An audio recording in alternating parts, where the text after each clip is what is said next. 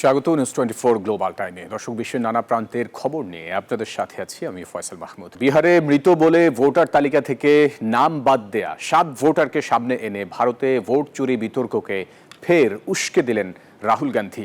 তবে এসব অভিযোগ উড়িয়ে দিয়ে রাহুল গান্ধীর কাছে তথ্য প্রমাণ চেয়েছে নির্বাচন কমিশন।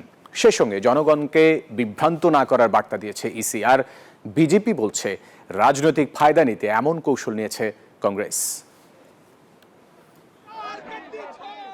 ভোট চুরির অভিযোগে ভারত জুড়ে বিরোধী দলগুলোর ক্ষোভের মুখে প্রধানমন্ত্রী নরেন্দ্র মোদী। প্রতিবাদ মিছিলে বাধা দিয়েও থামাতে পারছে না বিরোধী দলগুলোর ক্ষোভ। এবার নির্বাচন কমিশনের করা তালিকার মৃত 7 ভোটারদের সঙ্গে চা খেয়ে হইচই ফেলে দিয়েছেন বিরোধী দলের নেতা রাহুল গান্ধী। নিজের এক্সে লিখেন, মৃত মানুষদের সঙ্গে চা খাওয়ার অনন্য অভিজ্ঞতার জন্য নির্বাচন কমিশনকে ধন্যবাদ।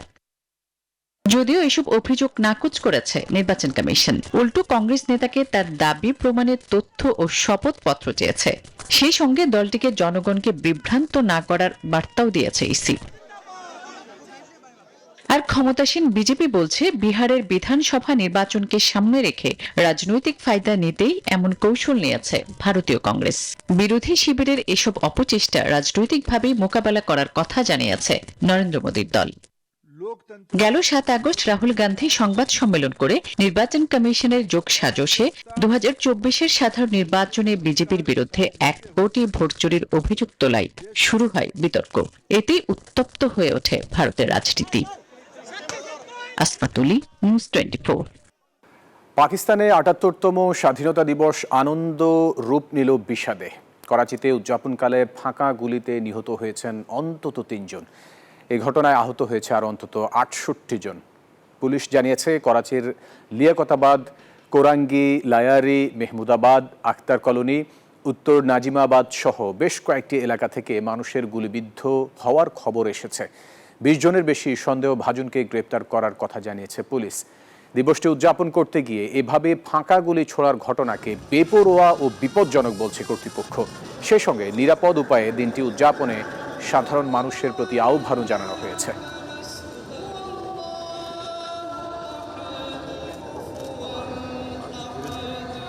সাড়ে 3 বছরের ইউক্রেন যুদ্ধের অবসানে কাল বিশ্বের চোখ আলাস্কায়। সেখানেই বৈঠকে বসছেন মার্কিন প্রেসিডেন্ট ডোনাল্ড ট্রাম্প ও রুশ প্রেসিডেন্ট ভ্লাদিমির পুতিন। একদিকে যুদ্ধ থামাতে পুতিনকে ট্রাম্পের কড়া হুঁশিয়ারি, অন্যদিকে কিয়েভ ও ইউরোপীয় মিত্ররা জানিয়েছে তাদের স্পষ্ট শর্ত। এই টানাপোড়েনের মধ্যেই হতে যাচ্ছে বহুল প্রতীক্ষিত এই দ্বিপক্ষীয় বৈঠক। দীর্ঘ 3.5 বছরের রক্তক্ষয়ী সংঘাত থামানোর লক্ষ্য নিয়ে আলাস্কার অ্যাঙ্কারেজ শহরে মুখোমুখি হচ্ছেন ডোনাল্ড ট্রাম্প এবং ভ্লাদিমির পুতিন। একটি সামরিক ঘাঁটিতে রুদ্ধদ্বার এই বৈঠকে শুধু 2 নেতাই উপস্থিত থাকবেন। তবে হোয়াইট হাউস জানিয়েছে এই বৈঠক থেকে কোনো চূড়ান্ত চুক্তির আশা করা হচ্ছে না। বৈঠকের আগেই কড়া বার্তা দিয়েছেন ডোনাল্ড ট্রাম্প। হুঁশিয়ারি দিয়ে তিনি বলেছেন, পুতিন যদি যুদ্ধ বন্ধে রাজি না হন তবে নিষেধাজ্ঞা থেকে শুরু করে শুল্ক আরোপ সহ অত্যন্ত গুরুতর পরিণতির জন্য রাশিয়াকে প্রস্তুত থাকতে হবে। প্রয়োজনে জেলেনস্কিকে নিয়ে দ্বিতীয় দফা বৈঠকেরও ইঙ্গিত দিয়েছেন তিনি। খুব সম্ভবত আমাদের দ্বিতীয় একটি বৈঠক হবে, যা প্রথমটির চেয়ে বেশি ফলপ্রসূ হবে। কারণ প্রথম বৈঠকে আমি পরিস্থিতিটা বোঝার চেষ্টা করব যে আমরা কোথায় আছি এবং কি করছি। আবারও বলছি, এটা বাইডেনের যুদ্ধ, আমার যুদ্ধ নয়। তিনি আমাদের এই ঝামেলায় জড়িয়েছেন এবং এটা কখনোই ঘটা উচিত ছিল না। অন্যদিকে ট্রাম্পকে নিজেদের সম্মিলিত অবস্থান জানিয়ে দিয়েছে কিয়েভ এবং তার ইউরোপীয় মিত্ররা। তাদের স্পষ্ট শর্ত, যে কোনো আলোচনায় অবশ্যই ইউক্রেনকে রাখতে হবে এবং শুরুতেই কার্যকর করতে হবে যুদ্ধবিরতি। পুতিন এই প্রস্তাবে রাজি না হলে রাশিয়ার ওপর আরো কঠোর নিষেধাজ্ঞা আরোপের পক্ষে তারা। Desk report, news 24। সাবেক মার্কিন প্রেসিডেন্ট জো বাইডেনের ছেলে হান্টার বাইডেনের বিরুদ্ধে $100 কোটি মানহানি মামলার হুমকি দিয়েছেন ফার্স্ট লেডি মেলানিয়া ট্রাম্প।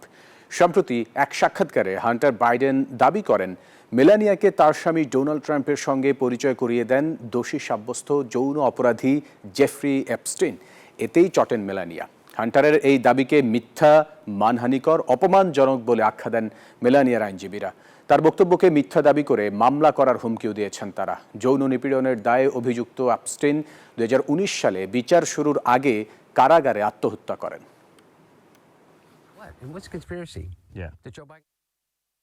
মার্কিন শুল্ক নীতির চ্যালেঞ্জ সত্ত্বেও চীনা প্রযুক্তি প্রতিষ্ঠান লেনোভোর প্রথম প্রান্তিকে মুনাফা 108% বৃদ্ধি পেয়েছে। বৃহস্পতিবার এক প্রতিবেদনে এই তথ্য দিয়েছে রয়টার্স। সংবাদ মাধ্যমটি জানায়, চলতি বছরের প্রথম 3 মাসে তাদের লাভ বেড়েছে দ্বিগুণেরও বেশি, যা প্রায় $50,50,00,000। একই সাথে বিশ্বের বৃহত্তম এই ব্যক্তিগত কম্পিউটার নির্মাতার আয় 22% বৃদ্ধি পেয়ে $1,880 কোটি পৌঁছেছে, যা বিশ্লেষকদের প্রত্যাশার চেয়েও বেশি।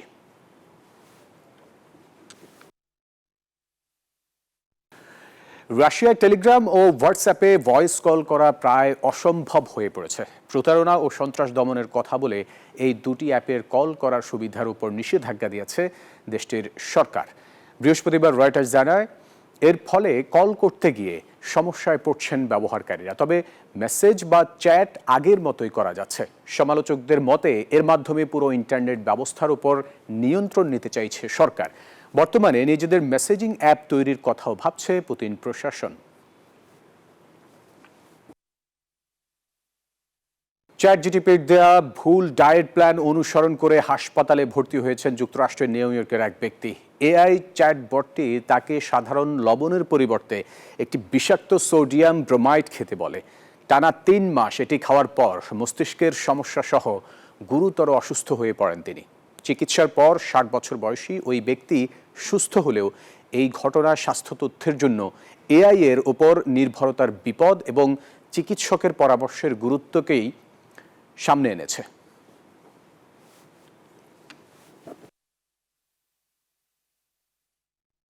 দর্শক, এই ছিল নিউজ 24 গ্লোবাল টাইমে। এতক্ষণ সাথে থাকার জন্য ধন্যবাদ সবাইকে।